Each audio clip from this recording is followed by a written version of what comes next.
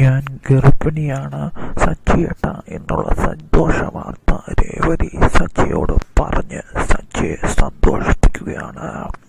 എന്തായാലും രേവതിയും അതുപോലെ തന്നെ സച്ചിയും തമ്മിലുള്ള ആദ്യ രാത്രി കഴിഞ്ഞ സ്ഥിതിക്ക് അങ്ങനെ ഉടനെ തന്നെ അത് സംഭവിക്കുകയാണ്.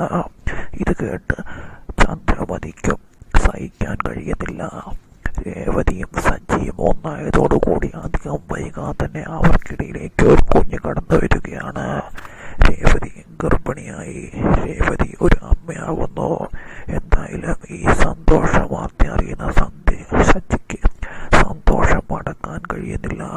കാരണം തൻ്റെ ജീവിതത്തിലെ ദുരിതപൂർണമായ ജീവിതത്തിലേക്ക് രേവതി വന്നതോടുകൂടി ഏറെ മാറ്റങ്ങൾ വരികയും അതോടൊപ്പം തന്നെ തൻ്റെ രേവതിയുടെയും കുഞ്ഞും കൂടി വരുന്നതോടുകൂടി സച്ചിക്ക് ഏറെ സന്തോഷമാവുകയാണ്. എന്തായാലും അധികം വൈകാതെ തന്നെ ഈ സന്തോഷ വാർത്ത രേവതിയും സച്ചിയും തേടിയെത്തുന്നു. അധികം വൈകാതെ തന്നെ, ഒട്ടും വൈകാതെ തന്നെ രേവതി ഒരു അമ്മയാവുകയാണ്.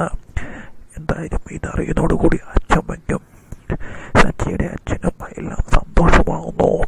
രേവതിക്ക് ഒരു അമ്മയാകാൻ പോകുന്നുവെന്നും സച്ചി ഒരു അച്ഛനാകാൻ പോകുന്നുവെന്നും അറിയുന്ന